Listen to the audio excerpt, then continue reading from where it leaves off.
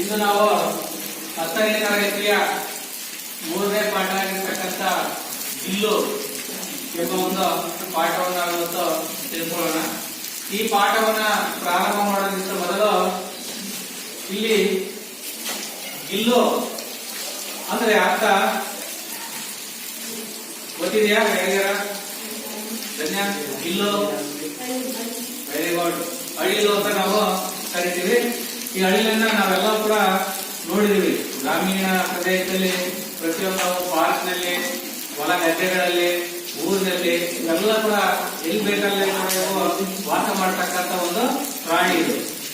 ಹಾಗಾಗಿ ಇಂದು ನಾವು ಮನುಷ್ಯರಾಗಿರ್ತಕ್ಕಂಥ ನಾವು ಹಲವಾರು ಒಂದು ಪ್ರಾಣಿಗಳನ್ನ ನಾವು ಸಾಕ್ತಿವಿ. ನಾವು ಹಸುಗಳನ್ನ ಸಾಕ್ತಿವಿ, ಕೆಲವು ಪ್ರಾಣಿಗಳನ್ನ ಕೂಡ ನಾವು ಸಾಕ್ತಿವಿ, ಗಿಳಿಗಳನ್ನ ಸಾಕ್ತಿವಿ, ಪಾರಿವಾಳಗಳನ್ನ ಸಾಕ್ತಿವಿ. ಹಂಗೆ ಇಲ್ಲಿ ಲೇಖಿಕ ಆಗಿರ್ತಕ್ಕಂಥ ಮಹಾದೇವಿ ವರ್ಮಾಜಿಯವರು ಒಂದು ಅಳಿಲಿನ ಮರಿಯನ್ನ ಸಾಕಿರ್ತಾರೆ. ಈ ಅಳಿಲಿನ ಮರಿಯು ಯಾವ ರೀತಿ ಕೂಡ ಅದು ಆ ಲೇಖಿಕ ಅವರೊಂದಿಗೆ ಒಂದು ಪ್ರೀತಿ ವಾತ್ಸಲ್ಯದಿಂದ ಇತ್ತು ಅನ್ನೋದನ್ನ ಈ ಪಾಠದಲ್ಲಿ ಅವರು ಹೇಳ್ತಾ ಹೋಗ್ತಾರೆ. ಹೌದಲ್ವಾ ಮಕ್ಕಳೇ?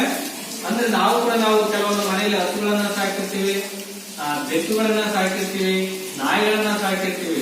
ಅವು ಏನ್ ಮಾಡ್ತವೆ, ನಾವೆಷ್ಟು ಪ್ರೀತಿ ವಿಶ್ವಾಸ ತೋರಿಸ್ತೀವೋ ನಮ್ದು ಅಷ್ಟೇ ಕೂಡ ಒಂದು ಪ್ರೀತಿ ವಿಶ್ವಾಸದಿಂದ ನಮ್ಮನ್ನ ಮನುಷ್ಯರಿಗಿಂತಲೂ ಹೆಚ್ಚಾಗಿ ನಾವು ಪ್ರೀತಿಯನ್ನ ಮಾಡೋದನ್ನ ನಾವೆಲ್ಲ ಕೂಡ ನೋಡಿದೀವಿ. ಸೊ ಹಾಗಾಗಿ ಇಲ್ಲಿ ಈ ಅಳಿಲಿನ ಮರಿಯು ಲೇಖಿಕರನ್ನು ಯಾವ ರೀತಿ ಒಂದು ಮನಸಾರೆ ಹಚ್ಕೊಂಡಿತ್ತು ಅನ್ನೋದನ್ನ ಈ ಕಥೆಯಲ್ಲಿ ಅವರೇ ಆಗಿರ್ತಕ್ಕಂಥ ಒಂದು ಉದಾಹರಣೆಯನ್ನ ಅವರು ಕೊಡ್ತಾ ಹೋಗ್ತಿದ್ದಾರೆ. ಹಾಗಾಗಿ ಇವತ್ತು ನಾವು ಈ ಅಳಿಲಿನ ಮರಿಯ ಒಂದು ಪ್ರೀತಿ ವಾತ್ಸಲ್ಯವನ್ನ ಅದರ ಬಗ್ಗೆ ಲೇಖಕರು ಯಾವ ರೀತಿ ಕೂಡ ಒಂದು ಪ್ರೀತಿ ವಿಶ್ವಾಸವನ್ನ ಇಟ್ಕೊಂಡಿದ್ರು ಅನ್ನೋದನ್ನ ಇಲ್ಲಿ ಹೇಳ್ತಾ ಅವರು ಹೋಗ್ತಿದ್ದಾರೆ. ಸೊ ಹಾಗಾಗಿ ಈಗ ನಾವು ಮೊದಲು ಈ ಲೇಖಿಕ ಮಹಾದೇವಿ ವರ್ಮಾಜಿ ಅವರನ್ನ ಪರಿಚಯವನ್ನು ನಾವು ಇವತ್ತು ಮಾಡ್ಕೊಳ್ಳೋಣ. ನೋಡ್ಕೊಳ್ಳಿ, ಅವರ ಒಂದು ಸಂಕ್ಷಿಪ್ತವಾಗಿರ್ತಕ್ಕಂಥ ಪರಿಚಯವನ್ನ ಈಗ ನೋಡೋಣ. देखिए लेखिका का संक्षिप्त परिचय.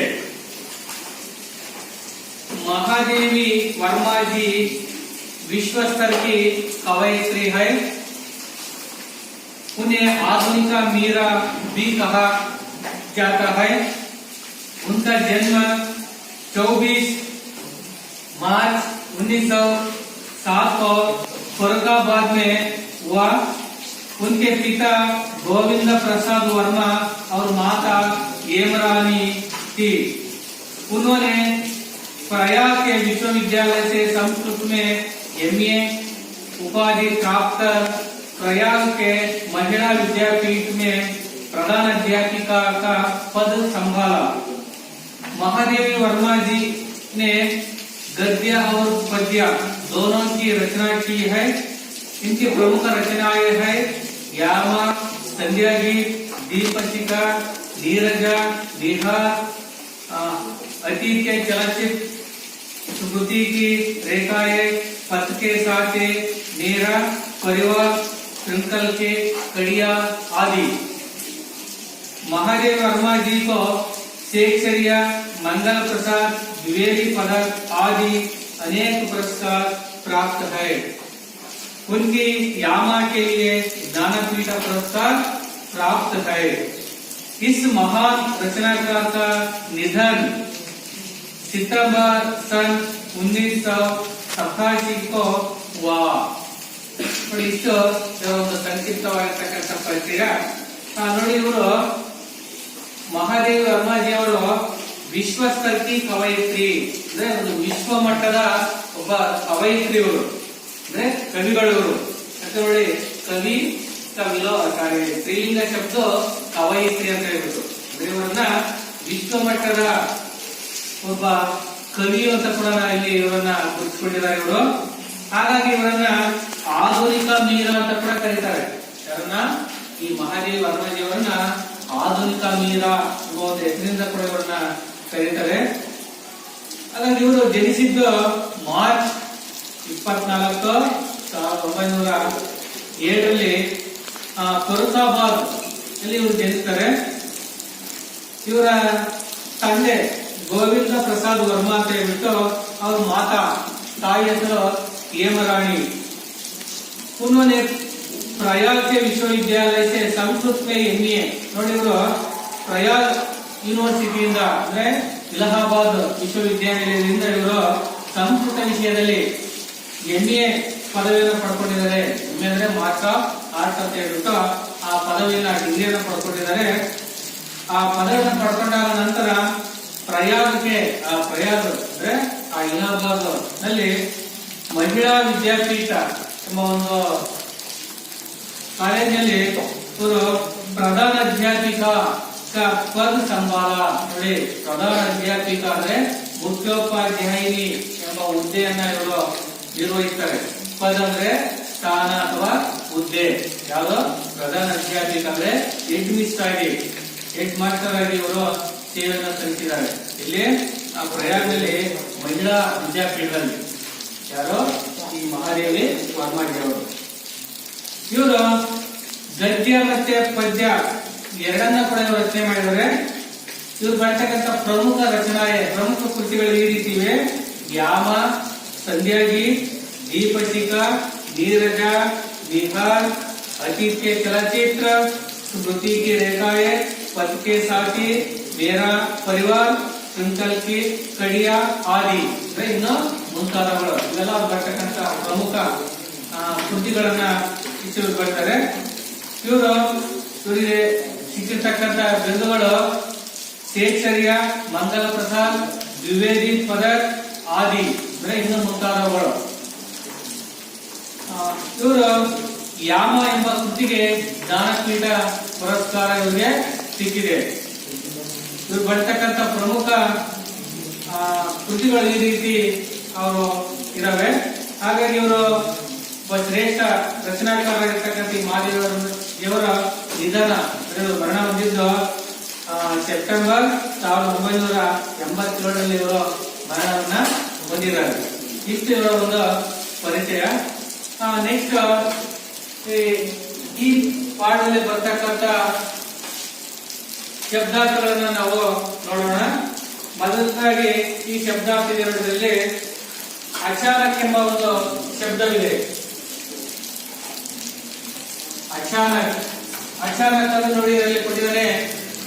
ಸಡನ್ಲಿ ಅಂತ ಕೊಟ್ಟಿದ್ದಾರೆ ಇಂಗ್ಲಿಷ್ ವರ್ಡ್. ಹಿಂದಿ ಯಕಾಯಕ್ ಅಂದ್ರೆ ಇದ್ದಕ್ಕಿದ್ದಂತೆ ಅಥವಾ ತಕ್ಷಣ ಎಂಬ ಅರ್ಥವನ್ನ ಕೊಡುತ್ತೆ. ಅಂದ್ರೆ ತಕ್ಷಣ, ಸಡನ್ಲಿ. ನೆಕ್ಸ್ಟ್ ಗಮಲ ಅಂತ ಶಬ್ದವಿದೆ. ಗಮಲ ಅಂದ್ರೆ ಕುಂಡಲ, ಹೂವಿನ ಕುಂಡಲ ಅಂತ ಕರಿತೀವಿ ನಾವು. ಒಂದು ಹೂವಿನ ಪಾಟ್ ಅಂತ ಇದೆಯಲ್ಲ, ಪಾಟ್ ಅಂತ ಕರಿತೀವಿ ಇಂಗ್ಲಿಷ್ ನಲ್ಲಿ. ಕನ್ನಡದಲ್ಲಿ ಕುಂಡಲ ಅಂತ ಕರಿತೀವಿ. ಹೂಗಳನ್ನ ಹೂವಿನ ಗಿಡಗಳನ್ನ ಹಾಕ್ತಕ್ಕಂಥ ಒಂದು ಪಾಟ್, ಅದಕ್ಕೆ ನಾವು ಗಮಲ ಅಂತ ಕರಿತೀವಿ.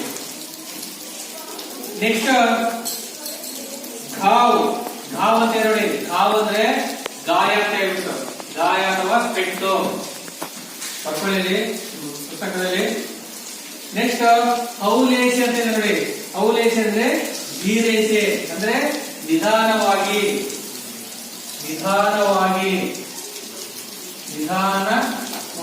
ಅಥವಾ ಮೆಲ್ಲನೆ ಅಥವಾ ಮೆತ್ತನೆ ಎಂಬ ಅರ್ಥವನ್ನ ಕೊಡುತ್ತೆ.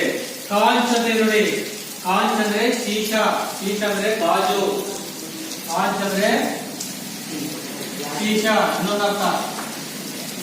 ಶೀಶ ಅಂದ್ರೆ ಗಾಜು. ಇಂಗ್ಲಿಷ್ ಗ್ಲಾಸ್ ಅಂತ ಕರಿತೀವಲ್ಲ, ಗಾಜು, ಅದು ಅರ್ಥ. ನೆಕ್ಸ್ಟ್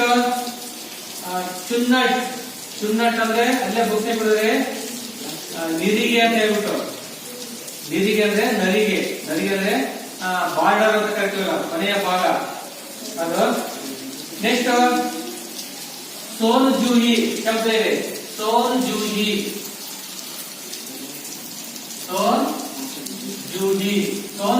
ಅಂದ್ರೆ ಒಂದು ಸುವಾಸನೆಯುಳ್ಳ ಹೂವು, ಸುವಾಸನೆ ಭರಿತವಾದ ಹೂವು. ಅಂದ್ರೆ ನಾವು ಇನ್ನೊಂದು ತಿಳ್ಕೊಳ್ಳಬಹುದಾದ್ರೆ ಅಂದ್ರೆ ಜಾಜಿ ಮಲ್ಲಿಗೆಯನ್ನ ಕೂಡ ನಾವು ತಿಳ್ಕೊಂಡೆ. ಅದು ಬಹಳಷ್ಟು ಸುಗಂಧವಾಗಿರ್ತಕ್ಕಂಥ ಸುವಾಸನೆ ಭರಿತವಾಗಿರ್ತಕ್ಕಂಥ ಹೂವಾಗಿರುತ್ತೆ, ಅದು ನಾವು ಸೋನು ಜೂಯಿ ಅಂತ ಕರಿತೀವಿ. ಅಂದ್ರೆ ಒಳ್ಳೆಯ ಪರಿಮಳವನ್ನ ಬೀಸುವಂತಹ ಹೂವು ಜಾಜಿ ಮಲ್ಲಿಗೆ. ನೋಡಿ, ಮಲ್ಲಿಗೆ ಹಲವಾರು ವಿಧಗಳಿದಾವೆ. ಅದರಲ್ಲಿ ಜಾಜಿ ಮಲ್ಲಿಗೆ ಹೂವನ್ನು ನೋಡಿ ಬಹಳಷ್ಟು ಒಂದು ಪರಿಮಳವನ್ನ ಬೀರ್ತಕ್ಕಂಥ ಹೂವು ಅದು. ಅದಕ್ಕೆ ನಾವು ಸೋನು ಜೂಯಿ ಅಂತ ಕರಿತೀವಿ. ನೆಕ್ಸ್ಟ್ ಗಿಲಹರಿ ಅಂತ ಐತೆ ನೋಡಿ. ಗಿಲಹರಿ ಅಂದ್ರೆ ಅಳಿಲಿನ ಮರಿ, ಗಿಲ್ಲು ಅಥವಾ ಗಿಲಹರಿ ಅಂತ ಕರಿತೀವಿ, ಅಳಿಲಿನ ಮರಿ. ನೆಕ್ಸ್ಟ್ ಅವತೀರ್ಣ ಅಂತ ಐತೆ ನೋಡಿ. ಅವತೀರ್ಣ ಅಂದ್ರೆ ಉತ್ಪನ್ನವಾಗುವುದು ಎಂದು ಅರ್ಥ. ಉತ್ಪನ್ನವಾಗುವುದು ಅಥವಾ ಅವತರಿಸುವುದು. ನೆಕ್ಸ್ಟ್ ಕಾಕದ್ವಯ ಅಂತ ಇದೆ. ಕಾಕದ್ವಯ ಅಂದ್ರೆ ಎರಡು ಕಾಗೆಗಳು, ಎರಡು ಕಾಗೆಗಳು. ನೆಕ್ಸ್ಟ್ ಮರಹಂ. ಮರಹಂ ಅಂದ್ರೆ ಔಷಧಿ. ಮರಹಂ ಅಂದ್ರೆ ಔಷಧಿ. ಗೊತ್ತಬೇಕು ನಿಮ್ಮ ಪಾಠದಲ್ಲಿ ಬರ್ತಕ್ಕಂಥ ಶಬ್ದಗಳು. ಮರಹಂ ಅಂದ್ರೆ ಔಷಧಿ. ನೆಕ್ಸ್ಟ್ ಜಬ್ಬೇದಾರ್. ಜಬ್ಬೇದಾರ್ ಅಂತ ಇದೆ ನೋಡಿ. ಜಬ್ಬೇದಾರ್ ಅಂದ್ರೆ ಬಾಲ. ಯಾವ ರೀತಿ ಬಾಲ ಇರುತ್ತೆ ಅಂದ್ರೆ ಗುಚ್ಛವಾಗಿರ್ತಕ್ಕಂಥ ಬಾಲ ಇರ್ತದೆ, ಗುಚ್ಚನೆಯ ಬಾಲ. ಜಬ್ಬೇದಾರ್ ಅಂದ್ರೆ ಗುಚ್ಚನೆಯ ಬಾಲ. ನೀವು ಹಳ್ಳಿನ ಬಾಲ ನೋಡಿರೋದು, ಆ ರೋಗಗಳು ಯಾವಾಗ ಕೂಡ ಏನೋ ಒಂಥರ ಸ್ಟ್ರೈಟ್ ಆಗಿ ನಿಂತಿರ್ತವೆ. ಒಂಥರ ಹರಳಿ ಹೂವಿನ ಹರಳಿ ಇರುತ್ತೋ ಆಗ ರೋಗಗಳು ಹರಳಿ ನಿಂತಿರ್ತಕ್ಕಂಥ ಬಾಲ ಇರುತ್ತೆ. ಅದಕ್ಕೆ ನಾವು ಜಬ್ಬೇದಾರ್ ಹೂ ಅಂತ ಕರಿತೀವಿ. ನೆಕ್ಸ್ಟ್ ದಲಿಯಾ ಅಂತ ಇದೆ. ದಲಿಯಾ ಅಂದ್ರೆ ನೋಡಿ, ಚೋಟಿ ಟೋಕ್ರಿ ಅಂದ್ರೆ ಒಂದು ಚಿಕ್ಕ ಒಂದು ಪಾಟ್ ತರ ಇರುತ್ತೆ. ಅದು ಪಾಟ್. ಮನ್ಕೆ. ಮನ್ಕೆ ಅಂದ್ರೆ ಮಣಿ. ಗಾತ್ ಅಂತ ಇದೆ ನೋಡಿ. ಗಾತ್ ಅಂದ್ರೆ ಶರೀರ ಅಥವಾ ದೇಹ. ಕೀಲೆ. ಕೀಲೆ ಅಂದ್ರೆ ಮೊಳೆ. ಕೀಲೆ ಅಂದ್ರೆ ಮೊಳೆ. ಮೊಳೆ. ಬರ್ಮಾದ ಅಂತ ಇದೆ ನೋಡಿ. ಬರ್ಮಾದ ಅಂದ್ರೆ ಮನೆಯ ಅಂಗಳ.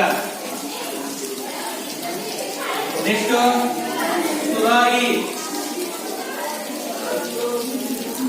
ತುರಾಯಿ ಅಂದ್ರೆ ಊಜಿ ಅಂತ ಇದೆ ನೋಡಿ ಬುತ್ತಲೆ. ಊಜಿ ಅಂದ್ರೆ ನೀರಿನ ತಟ್ಟಿ.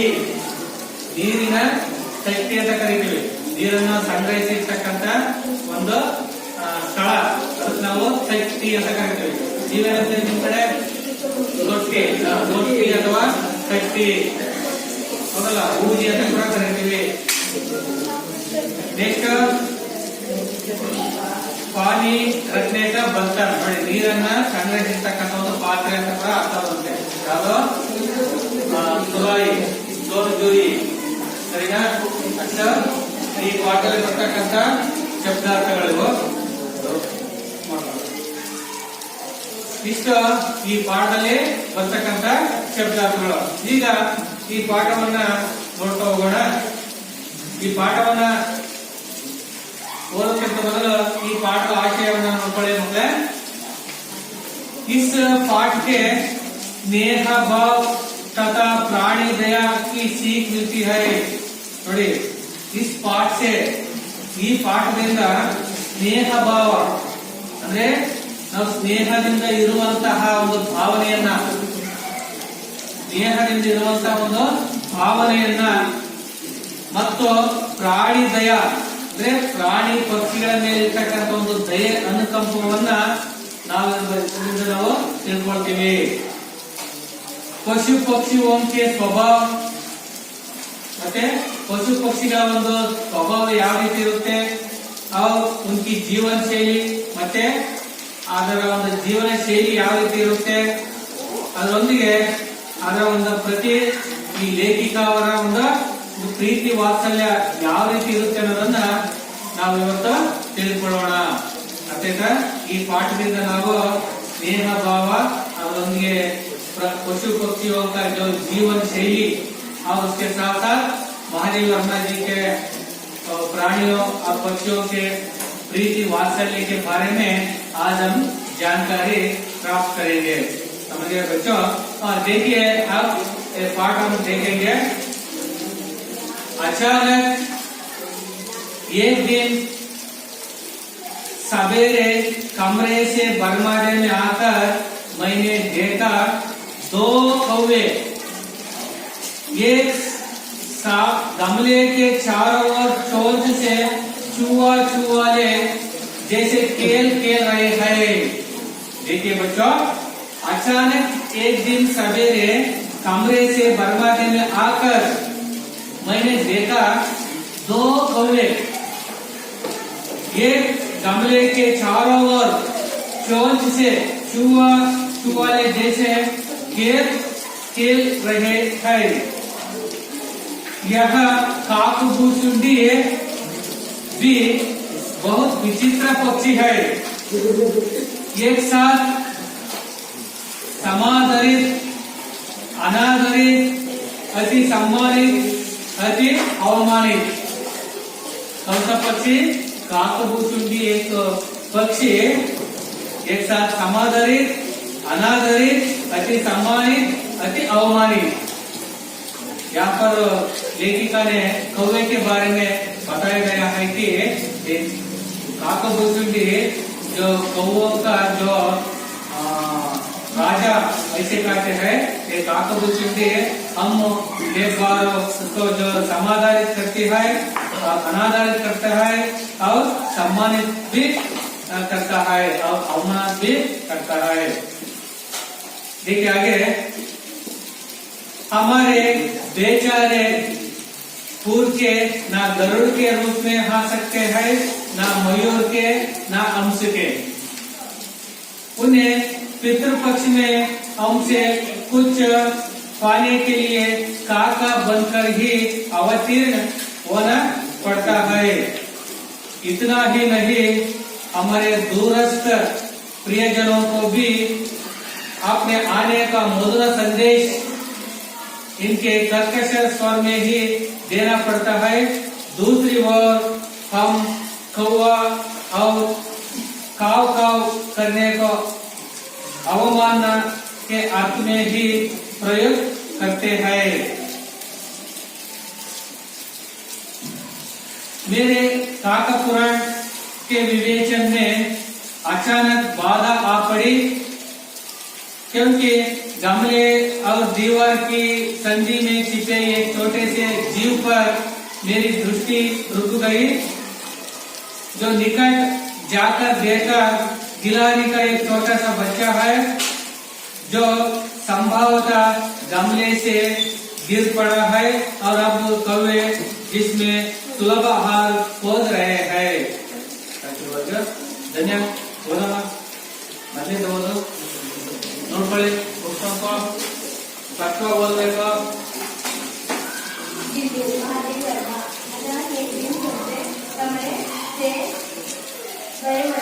में आकर मैंने देखा 2 चारों और चोंचों के जैसा खेल रहे हैं। यहाँ काकभूसुंडी पक्षी है, एक साथ समाधारित, अनादरित, सम्मानित, अति अवमानित। हमारे बेटा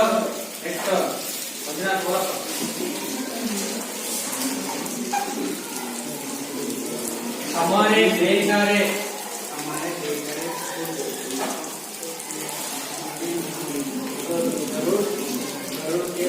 जोर बोलಬೇಕು। सच्चे है ना मयूर के ना जिसके उन्हें पितृपक्ष में हमसे कुछ पाने के लिए बढ़कर ही अवतीर्ण होना पड़ता है। इतना ही नहीं, हमरे दूरस्थ प्रियजनों को भी अपने आने का मधुर संदेश इनके कर्कश स्वर में भी देन पड़ता है। दूसरी और हम करने को हवामान के अर्थ में भी प्रयुक्त प्रयुक्त करते हैं। तो जना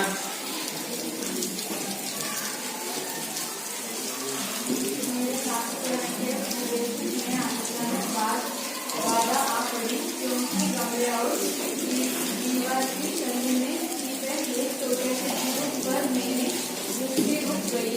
उधर जाकर देखा गिलहरी का एक छोटा सा बच्चा है जो संभवतः घोंसले से गिर पड़ा है और अब कौवे जिसमें सुलभ आहार खोज रहे हैं।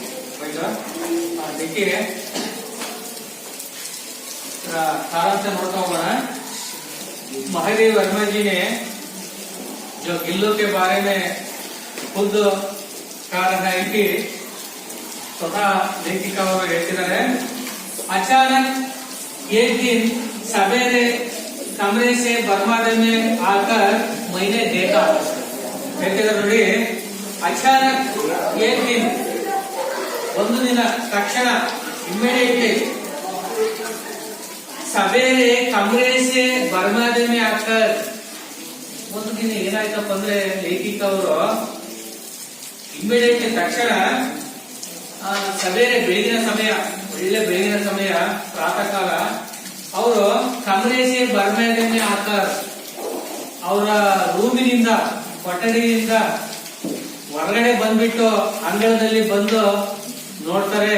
ಬರ್ಮಾದೆ ಅಂದ್ರೆ ಅಂಗಳ, ಆ ರೂಮಿನ ಮುಂದೆ ಇರ್ತಕ್ಕಂತ ಆ ಖಾಲಿ ಜಾಗ, ಅದು ನಾವು ಅಂಗಳ ಅಂತ ಕರಿತೀವಿ, ಬರ್ಮಾದೆ ಅಂತ ಕರಿತೀವಿ. ಅಲ್ಲಿ ಬಂದು ಬೆಳಿಗ್ಗೆನೆ ಕದ ತೆಗೆದ್ಬಿಟ್ಟು ಬಂದು ನೋಡ್ತಾರೆ. ಮನೆ ಬೇಕಾ तो दो कौवे ಎರಡು ಕಾಗೆಗಳು ಅಂಡರ್ಲೈನ್ कीजिए, अंडरलाइन ಮಾಡ್ಕೊಳ್ಳಿ. दो कौवे एक गमले के चारों ओर, एक गमले के चारों ओर ಒಂದು ಹೂವಿನ ಕುಂಡಲದ ಸುತ್ತಲೂ ಒಂದು ಪಾಟ್ ಇಟ್ಟಿದ್ದಾರೆ ಮನೆ ಮುಂದೆ, ಆ ರೂಮಿನ ಮುಂದೆ. ಅದು ಗಮಲೆ ಅಂತ ಕರಿತೀವಿ. ಗಮಲೆ ಅಂದ್ರೆ ಪಾಟ್, ಹೂವಿನ ಕುಂಡಲ. ಅದರ ಚಾರೋವರ್ ಅಂದ್ರೆ ಅದರ ಸುತ್ತಲೂ. ಅರ್ಥ ಆಯ್ತಾ? ಇದು ಗಮಲೆ ಅಂತ ತಿಳ್ಕೊಳ್ಳಿ. ಒಂದು ಪಾಟ್ ಇದು ಪಾಟ್ ಇದಿದೆ. ಇದರ ಸುತ್ತಲೂ ಅರ್ಥ ಆಯ್ತಾ? ಇಲ್ಲಿ ಒಂದು ಹೂವಿನ ಗಿಡ ಹಾಕಿದಾರೆ ಅವರು, ಹೌದಲ್ಲ? ಪಾಟಲ್ಲಿ ಈ ಚಾರೋವರ್ ಸುತ್ತಲೂ ಗಮಲೆ ಅಂತ ಕರಿತೀವಿ ನಾವು, ಕುಂಡ್ಲ. ಏನೋ ಅಂತ ಮನಸ್ಸಿನಲ್ಲಿ इमेज ಮಾಡ್ಕೊಳ್ಳಿ. ಇದರ ಸುತ್ತಲೂ दो कौवे क्या कर रहा था देखिए, चारों ओर चोन से चूहा जैसे खेल रहे हैं. ಅದು ಸುತ್ತಲೂ ಕೂಡ ಅದು ಆ ಕಾಯಿಗಳು ತನ್ನ ಕೊಕ್ಕಿನಿಂದ ಚೂವ ಜೈಸೆ ಅಂದ್ರೆ ಕೂಗ್ತಾ ಇದ್ವಂತೆ, ಆಡ್ತಾ ಇದ್ವಂತೆ. ಅಂದ್ರೆ ಕಾಯಿಗಳ ಆ ಶಬ್ದ ಅಥವಾ ಕೂಗು ನಿಮ್ಗೆ ಗೊತ್ತಿದೆ. ಅವಿನ ಚಿಕ್ಕ ಕಾಯಿಗಳಾಗಿರ್ಬೋದು, ಅವು ಅದ್ರ ಕೊಕ್ಕಿನಿಂದ ಏನಂತೆ ಚೂವಾಲೆ ಚೂ ಅಂತ ಹೇಳ್ಬಿಟ್ಟು ಅವು ಆಟ ಆಡ್ತಾ ಇದ್ವಂತೆ. ಯಾವ್ದೋ ಆ ಕಾಗೆಗಳು. यह काकभूषुंडी भी विचित्र पक्षी है. ಯಾಕೆ ನೋಡಿ, ಲೇಖಿಕ ಅವರು ಕಾಕಭೂಷುಂಡಿ ಅಂತ ಹೇಳ್ತಿದ್ದಾರೆ. ಕಾಕಭೂಷುಂಡಿ ಅಂದ್ರೆ ನಾವು ಗರುಡ ಪುರಾಣದಲ್ಲಿ ಗರುಡಗೆ ನಾವು ಕಾಕಭೂಷುಂಡಿ ಅಂತ ಕರಿತೀವಿ. ನಾವು ನೋಡಿ ಬೆಳಿಗ್ಗೆ ಎದ್ದ ತಕ್ಷಣ ಯಾರ ಮನೆ ಮುಂದೆ ನಾವು ತಕ್ಷಣ ಹೊರಗೆ ಕೂಡಲು ನೋಡಿದಾಗ ಕಾಗೆ ಏನಾದ್ರು ಕಣ್ಣಿಗೆ ಬಿಟ್ಟು ಅಂದ್ರೆ ಏನಂತೀವಿ, ಅಯ್ಯೋ ಯಾಕೆ ಇವತ್ತು ಅಶುಭ ಆಯ್ತು, ಶಕುನ ಸರಿಯಾಗಲಿಲ್ಲ, ಎದ್ಕೂಡ್ಲೆ ಕಾಗೆ ಮುಖ ನೋಡಿದ್ವಿ ಅಂತ ನಾವು ಗ್ರಾಮೀಣ ಪ್ರದೇಶಗಳಲ್ಲಿ ನಾವು ತಿಳ್ಕೊಳ್ತೀವಿ. ಹೌದಲ್ವಾ? ಅಲ್ಲಿ ಲೇಖಕರು ಅನ್ಕೊಂಡ್ಬಿಟ್ಟು ಆ ಕಾಗೆ ನೋಡಿದಾಗ ಅನ್ಕೊಳ್ತಾರೆ, ಏನಂತ ಅನ್ಕೊಂಡ್ರೆ ಕಾಕಭೂಷುಂಡಿ ಬಿ ವಿಚಿತ್ರ ಪಕ್ಷಿ ಹೈ ಅಂತ ಹೇಳ್ತಾರೆ. ಇದೆ ಅಂತ ವಿಚಿತ್ರ ಪಕ್ಷಿ ಕಾಕಭೂಷುಂಡಿ ಅಂದ್ರೆ ಗರುಡ, ಕಾಗೆಗಳ ಒಂದು ಏನೋ ಗುರು ಅಂತ ಕರಿತೀವಿ ನಾವು. ಕಾಗೆಗಳ ಗುರು ಯಾವುದು? ಗರುಡ ಅಂತೆ. ಅದಕ್ಕೆ ಇಲ್ಲಿ ಕಾಕಭೂಷುಂಡಿ ಅಂದ್ರೆ ಆ ಗರುಡಗೆ ಹೇಳ್ತಿದ್ದಾರೆ. ಅದು ನೋಡ್ಬಿಟ್ಟು ಹಬ್ಬ ಕೈಸೆ जो विचित्र पक्षी है ನೋಡಿ ಅದು ಯಾಕೆ ವಿಚಿತ್ರ ಪಕ್ಷಿ ಅನ್ನೋದನ್ನ ಹೇಳ್ಕೊಂತ ಹೋಗ್ತಾರೆ ನೋಡಿ. ಏಕ್ ಸಾಥ್ ಸಮಾಧರಿತ ಅನಾಧರಿತ. ನೋಡಿ ಒಂದ್ಸರಿ ಇದನ್ನ ನಾವು ಬಹಳ ಪ್ರಶಂಸನೆ ಮಾಡ್ತೀವಿ. ಈ ಕಾಗೆಯನ್ನ ಈ ಗರುಡವನ್ನ ಒಂದ್ಸರಿ ನಾವು ಅದನ್ನ ಹೊಗಳ್ತೀವಿ, ಪ್ರಶಂಸನೆ ಮಾಡ್ತೀವಿ. ಅನಾಧರಿತ ಒಂದ್ಸರಿ ಏನ್ ಮಾಡ್ತೀವಿ, ಅನಾಧಾರ ಮಾಡ್ತೀವಿ. ಅನಾಧಾರ ಅಂದ್ರೆ ತಿರಸ್ಕಾರ ಮಾಡ್ತೀವಿ. ನೋಡಿ ಅಪೋಸಿಟ್ ಕೊಟ್ಟು ಆದರ್ ಅನಾದರ್. ನಿಮ್ಮ ಅಭ್ಯಾಸ ಭಾಗದಲ್ಲಿ ಬರುತ್ತೆ ನೋಡಿ, ಆದರ್ ಆದರ್ ಅನಾದರ್. ನೆಕ್ಸ್ಟ್ ಇದರಲ್ಲಿ ಇನ್ನೊಂದು ಆಧಾರ್ ನಿರಾಧಾರ್. ಮಾಪ್ರಾಣಾಕ್ಷರ ಇತ್ತಂದ್ರೆ ಆಧಾರ್ ಬೇರೆ, ನಿರಾಧಾರ ಬೇರೆ. ಆಧಾರ್ ಅಂದ್ರೆ ನಿಮ್ಮ ಆಧಾರ್ ಕಾರ್ಡ್ಗಳು ಇರ್ತಾವಲ್ಲ, ನಿಮ್ಮ ಸಂಪೂರ್ಣ ಮಾಹಿತಿಗಳನ್ನು ಒಳಗೊಂಡಿರ್ತಕ್ಕಂಥ ಒಂದು ರೆಸಿಪ್ಟ್ ಕಾರ್ಡ್. ಅದು ಇಲ್ಲಿ ಆಧಾರ್ ಅಂದ್ರೆ ರೆಸ್ಪೆಕ್ಟೆಡ್. ನಾವೇಟು ಆಧಾರಕ್ಕೆ ಸಾಥ್, ಆಧಾರದ ಸುಸ್ವಾಗತ ಅಂತ ನಾವು ಹೇಳ್ತಿರ್ತೀವಿ ಕನ್ನಡದಲ್ಲಿ. ಹೌದಲ್ಲ, ಹಂಗೆ ಇಲ್ಲಿ ಆಧಾರ್ ನಿರಾಧಾರ್, ಆಧಾರ್ ಅನಾಧಾರ್. ಅನಾಧಾರ್ ಅಂದ್ರೆ ಅಗೌರವ ಅಥವಾ ತಿರಸ್ಕಾರ. ಹಾಗಾಗಿ ಇಲ್ಲಿ ಒಂದ್ಸರಿ ನಾವು ಅದನ್ನ ತಿರಸ್ಕಾರ ಮಾಡ್ತೀವಿ, ಒಂದ್ಸರಿ ಗೌರವಿಸ್ತೀವಿ. ಹೌದಲ್ಲ. ಅತಿ ಸಮ್ಮಾನಿ, ಒಂದ್ಸರಿ ಅದಕ್ಕೆ ಬಹಳ ಸನ್ಮಾನ ಕೂಡ ಮಾಡ್ತೀವಿ, ಅಂದ್ರೆ ಅಷ್ಟೊಂದು ಮರ್ಯಾದೆ ಕೊಡ್ತೀವಿ. ಹೌದು. ಅತಿ ಅವಮಾನಿ, ಒಂದ್ಸರಿ ನಾವು ಅದನ್ನ ಅವಮಾನಿಸ್ತೀವಿ. ಕಾಗೆಗಳ ಬಗ್ಗೆ ಲೇಖಿಕ ಅವರು ಈ ರೀತಿ ಹೇಳ್ಕೊಂಡ್ರೆ, इसलिए एक आत्मबुद्धि पक्षी बहुत विचित्र पक्षी है. ನಿಮ್ ಪ್ರಶ್ನೆ ಕೇಳ್ತಾ ಇರ್ತಾರೆ, काकबुद्धि पक्षी विचित्र पक्षी है कैसे? ऐसे प्रश्न आ गए तो हमको जो उत्तर हम इस तरह लिखना पड़ता है कि एक काकबुद्धि बहुत विचित्र पक्षी है क्योंकि एक साथ समाधरे अनादरे अति सम्मानित और अवमानित, इसलिए काकबुद्धि विचित्र पक्षी है. ಹೌದಲ್ವಾ. ನಾವು ಕಾಗೆಗಳನ್ನ ನಾವು ಒಂದು ಸಾರಿ ನಾವು ಯಾರ್ಯಾರ ಸತ್ತ ಸಂದರ್ಭದಲ್ಲಿ ಆ ಕಾಗೆಗಳನ್ನ ನಾವು ಬರ ಮಾಡ್ಕೊಳ್ತೀವಿ. ನಿಮ್ಗೆ ಗೊತ್ತಿರ್ಬೋದು, ಗ್ರಾಮೀಣ ಪ್ರದೇಶದಲ್ಲಿ ಆ ಸತ್ತ 3 ದಿನ ನಾವು ತಿಥಿ ಸಂಸ್ಕಾರ ಮಾಡ್ತಕ್ಕಂಥ ಸಂದರ್ಭದಲ್ಲಿ ಆ ಕಾಗೆಗಳನ್ನ ನಾವು ಬರುವುದನ್ನೇ ಕಾಯ್ತಿರ್ತೀವಿ. ಅವಾಗ ಅದಕ್ಕೆ ಗೌರವ ಕೊಡ್ತೀವಿ, ಪ್ರೀತಿ ತೋರಿಸ್ತೀವಿ. ಬೇಕಾದ ಆಹಾರಗಳನ್ನ ಇಟ್ಬಿಟ್ಟು ಕಾಗೆಗಳನ್ನ ಕರೆಸ್ತೀವಿ. ಆ ಕಾಗೆಗಳನ್ನ ಬದಲಾದ್ರೆ ಓ ಈ ಮನುಷ್ಯ ಭೂಮಿ ಮೇಲೆ ಏನೋ ಒಳ್ಳೆಯದನ್ನು ಮಾಡಿಲ್ಲ, ಇನ್ನು ಅವರಲ್ಲಿ ಆಸೆ ಆಕಾಂಕ್ಷೆಗಳು ಹಂಗೆ ಇದಾವೆ, ಹಾಗೆ ನಾವು ಜೀವ ಬಿಟ್ಟ ಅಂತ ನಾವು ತಿಳ್ಕೊಳ್ತೀವಿ. ಅವನಿಗೆ ಸಮಾಜದಲ್ಲಿ ಏನಾಗುತ್ತೆ, ಒಂಥರ ಕೆಟ್ಟ ಭಾವನೆಯಲ್ಲಿ ನೋಡ್ತಿರ್ತಾರೆ. ಆ ಕಾಗೆ ಏನಾದ್ರು ಬರಲಿಲ್ಲ ಅಂದ್ರೆ ಇವೆಲ್ಲ ನಮ್ಮ ಗ್ರಾಮೀಣ ಪ್ರದೇಶದಲ್ಲಿ ಇರ್ತಕ್ಕಂಥ ಕೆಲವು ನಂಬಿಕೆಗಳನ್ನ ಈ ರೀತಿ ಈಗಲೂ ಕೂಡ ನಾವು ರೂಢಿ ಮಾಡ್ಕೊಂತ ಬಂದಿದ್ದೀವಿ. ಹಾಗಾಗಿ ಆ ಬಗ್ಗೆ ಇಲ್ಲಿ ಹೇಳ್ತಿದ್ದಾರೆ. ಕಾಗೆ ತಕ್ಷಣ ಬೇರೆ ನೋಡಿದ ತಕ್ಷಣ ಲೇಖಿಕ ಅವರು ಆ ಕಾಗೆ ಬಗ್ಗೆ ಉದಾಹರಣೆ ಕೊಟ್ಟಿದ್ದಾರೆ. ಅರ್ಥಾಯ್ತಾ? ನೆಕ್ಸ್ಟ್ ಪ್ಯಾರಕ್ಕೆ ಹೋದಾಗ, हमारे बेचारे पूर्व के ना गरुड़ के रूप में आ सकते हैं. कहते ನೋಡಿ, ನಮ್ಮ ಪೂರ್ವಿಕರು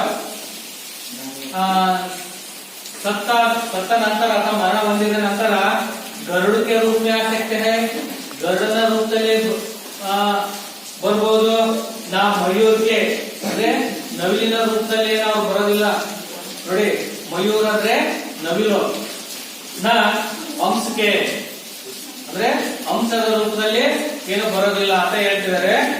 ಪುಣ್ಯ ಪಿತೃಪಕ್ಷ में हमसे कुछ पाने के लिए खाका बनकर ही अवतरण होना पड़ता है.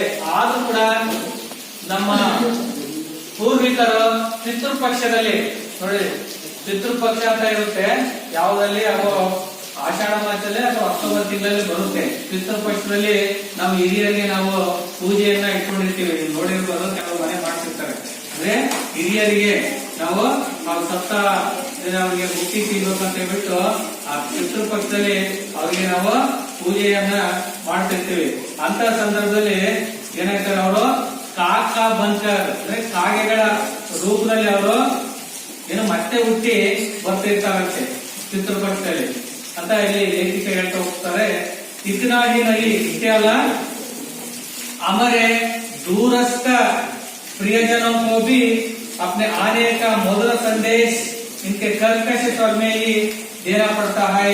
ನೋಡಿ ಮತ್ತೆ ಹೇಳ್ತಾರೆ, ಅಷ್ಟೇ ಅಲ್ಲ, ನಮ್ಮ ದೂರದ ಸಂಬಂಧಿಕರು ಕೂಡ ಆ ಕಾಗೆ ಎಲ್ಲರ ನಮ್ಮ ಮನೆ ಹತ್ರ ಬಂದ ಬಂದ್ಬಿಟ್ಟು ಏನಾದ್ರು ಕಾಗೆ ಕೂಗಿದ್ದೆ ಆದ್ರೆ ಓ ನಮ್ಮ ದೂರದ ಜನರು ನಮ್ಮ ಮನೆಗೆ ಬರ್ತಾರೆ, ನಮ್ಮ ರಿಲೇಷನ್ ಬರ್ತಾರೆ ಅನ್ನೋ ಒಂದು ಸೂಚನೆಯನ್ನು ಕೂಡ ಏನಾಗ್ ಕೊಡುತ್ತೆ, ಆ ಕಾಗೆಯ ಕೂಗುವ ಧ್ವನಿಯಲ್ಲಿ ನಮ್ಗೆ ಗೊತ್ತಾಗುತ್ತಂತೆ. ಹಾಗಾಗಿ ಹೇಳ್ತಾರೆ ಇಂಕೆ ಕರ್ಕಶ ಸ್ವರಮೆ, ಇದರ ಒಂದು ಕರ್ಕಶ ಸ್ವರದಲ್ಲಿ ನಾವು ಅರ್ಥ ಮಾಡ್ಕೋಬೇಕಾಗುತ್ತೆ ಅಂತ ಹೇಳ್ಬಿಟ್ಟು ಲೇಖಿಕ ಹೇಳ್ತಾ ಹೋಗ್ತಾರೆ. ನೋಡು, ಮನೆ ಮುಂದೆ ಏನಾದ್ರು ಕಾಗೆ ಕೂಗಿದ್ರೆ ಏನೋ ಇವಾಗ ನಮ್ಮ ರಿಲೇಷನ್ ಏನಾದ್ರು ಬರ್ತಾರೆ ಅಂತ ನಾವು ಈಗ ತಿಳ್ಕೊಳ್ತಾರೆ. ಇನ್ನೊಂದು ಅರ್ಥದಲ್ಲಿ ಇವಾಗ ನಮ್ಗೆ ಏನಾರ ಕೆಟ್ಟ ಗ್ರಾಚಾರ ಬರುತ್ತೆ ಅನ್ನೋದು ಕೂಡ ಇನ್ನೊಂದು ಅರ್ಥದಲ್ಲಿ ನಾವು ತಿಳ್ಕೊಳ್ತೀವಿ. ಅದರ ಒಂದು ಕರ್ಕಶ ಸ್ವರದಲ್ಲಿ ನೋಡಿಲ್ಲ ಅದನ್ನೇ ಮಕ್ಕಳೇ, ಕರ್ಕಶ ಸ್ವರ ಯಾವ್ದಿದು, ಕಾಗೆ ಕೂಗ್ತಕ್ಕಂತ ಸ್ವರ. ಅದರಿಂದ ನಾವು ಕೆಲವು ರಸ್ತೆದಾರರು ಬರ್ತಕ್ಕಂಥ ಸೂಚನೆ ಕೊಡುತ್ತೆ. ಇನ್ನೊಂದು ಅರ್ಥದಲ್ಲಿ ನಮ್ಗೇನೋ ಒಂದು ಅಶುಭ ಆಗುತ್ತೆ, ಮನೆ ಮುಂದೆ ಏನಾದ್ರು ಕಾಗೆ ಬಂದು ಕೂಗಿದ್ರೆ ಅಶುಭ ಆಗುತ್ತೆ ಅನ್ನೋ ಒಂದು ಸಂದೇಶವನ್ನು ಕೂಡ ಕೊಡುತ್ತೆ. दूसरी ओर इस कौवा काव काव करने को अवमानने के अर्थ ही प्रयोग होता है. ಇನ್ನೊಂದು ಅರ್ಥ ನೋಡಿ, ಕಾವ್ ಕಾವ್ ಕಾವ್ ಅಂತ ಏನಾದ್ರು ಕೂಗಿದ್ದೆ ಅಂದ್ರೆ ನಮ್ಗೆ ಏನೋ ಒಂದು ಅಶುಭ ಆಗುತ್ತೆ ಅನ್ನೋದು, ಅವಮಾನ ಆಗುತ್ತೆ ಅನ್ನೋದು ಕೂಡ ಇನ್ನೊಂದು ಅರ್ಥ ನಮ್ಗೆ ಗೊತ್ತಾಗುತ್ತೆ. ನೋಡ್ಕೊಳ್ಳಿ ನೆಕ್ಸ್ಟ್, मेरे काग पुराण के विवेचन में अचानक बाधा आ पड़ी. ಇದು ಅವರೊಂದು ಆ ಗರುಡ ಪುರಾಣದ ಆಧಾರದ ಮೇಲೆ ಹೇಳ್ತಾ ಹೋಗ್ತಿದ್ದಾರೆ. ಅಷ್ಟೇ ಕೂಡ ಗರುಡ ಪುರಾಣದ ಕಥೆಯನ್ನ ಹೇಳೋದಕ್ಕೆ ಸ್ವಲ್ಪ ಏನೋ ಅಡ್ಡ ಬರುತ್ತೆ ಅಂತ ಹೇಳ್ತಿದ್ದಾರೆ. ಅಂದ್ರೆ ಏನೋ ಒಂದು ಅಲ್ಲಿ ನಿಲ್ಸಿದ್ರು, ಆ ಗರುಡ ಪುರಾಣದ ಒಂದು ಸ್ಟೋರಿ ಹೇಳೋದನ್ನ ಅಲ್ಲಿ ನಿಲ್ಸ್ಬಿಟ್ಟು ಹೇಳ್ತಾರೆ. ಕ್योंकि ಗಮಲೆ ಅವ್ರ ದೀವಾರ್ ಕಿ ಸಂಧಿ ಮೇ, ಕೊನೆಗಾರರ ದೃಷ್ಟಿ ಆ ಕಡೆ ಹೋಯ್ತು. ಆ ಕಾಗೆ ನೋಡಿದ್ಮೇಲೆ ಕಾಗೆ ಪುರಾಣ ಬಗ್ಗೆ ಹೇಳಿದ್ರು. ತಕ್ಷಣ ಅವರ ದೃಷ್ಟಿ ಬೇರೆ ಕಡೆ ಹೋಗುತ್ತೆ. ಈಗ ಯಾವ ಕಡೆ ಹೋಗುತ್ತೆ ನೋಡಿ, क्योंकि गमले और दीवार की संधि में छिपे एक छोटे से जीव पर मेरे दृष्टि रुक गई. तक्षण ಅವರ ದೃಷ್ಟಿ ಬೇರೆ ಕಡೆ ಹೋಯ್ತಂತೆ.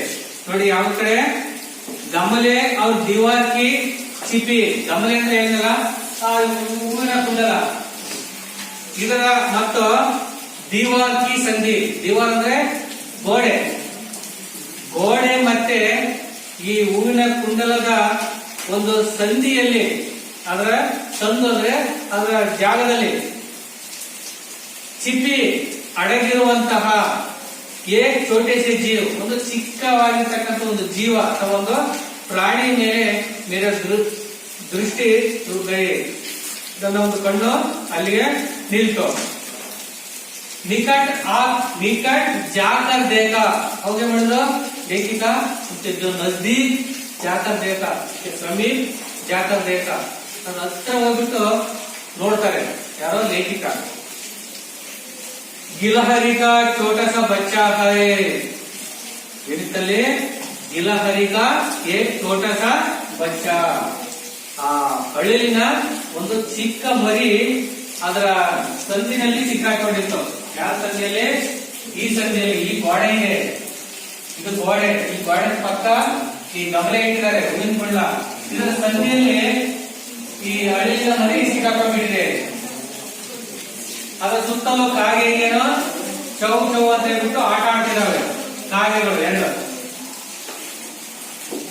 ನಿಕಟ ಜಾಗ್ರತೆ ಅಥವಾ ನೋಡ್ತಾರೆ, ಗಿಲಹರಿ का एक छोटा सा बच्चा है जो स्वभावतः, ಅದು ಸ್ವಾಭಾವಿಕವಾಗಿ ಗೋಂಚಲೆಯಂತೆ ಗಿರ್ ಗಯಾ ಹೈ, ಅದು ಸ್ವಾಭಾವಿಕವಾಗಿ ಗೋಂಚಲೆಯಂತೆ, ಗೋಂಚಲೆ ಅಂದ್ರೆ ಅದರ ಒಂದು ಗೂಡು, ಅಳಿಲಿನ ಮರಿಯ ಒಂದು ಗೂಡು, ಆ ಗೂಡಿನಿಂದ ಸ್ವಾಭಾವಿಕವಾಗಿ ಅದು ಕೆಳಗಡೆ ಬಿದ್ದಿರ್ಬೋದು ಅಂತ ಕೂಡ ಹೇಳ್ತಾರೆ.